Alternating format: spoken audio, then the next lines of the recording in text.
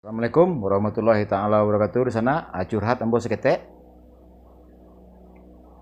Iko judulnya metode jitu urang awak memfitnah urang Minang. Nah, yo. Ko sebenarnya pengalaman pribadi yo loh, dan banyak terjadi di lapangan setelah ambo buktikan sendiri. Nah, contohnya seseorang kalau merasa tertinggal, merasa kalah, merasa minus, merasa kepentingannya terganggu di dalam ampe hal, hanya mulai fitnah orang tuh. Nah, ampe hal nan dimaksud adalah hal sejarah, hal maknawi, hal hukum, hal manajemen. Ya.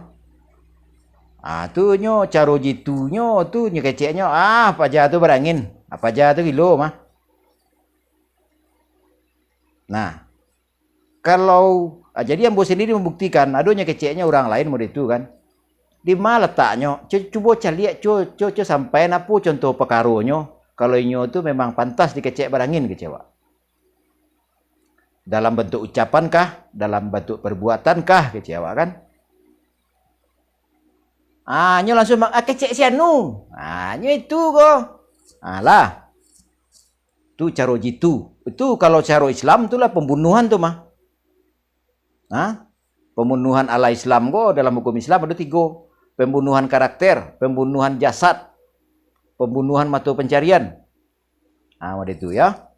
Tapi biasanya orang-orang nan tukang fitnah kok kalau secara ekonominya tuh barado nyo mengicuh kada Jawa tanya.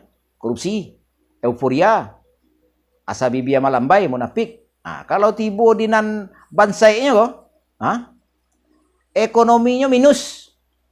Dicari kenyataan orang nan nyo fitnah kan. Nan bansai kok. Di haratunya bansai, di status sosialnya bansai. Orang nanya fitnah kok kecek juga lu kok sementara secara finansial kok lumayan. Lah itulah sana. Terima kasih.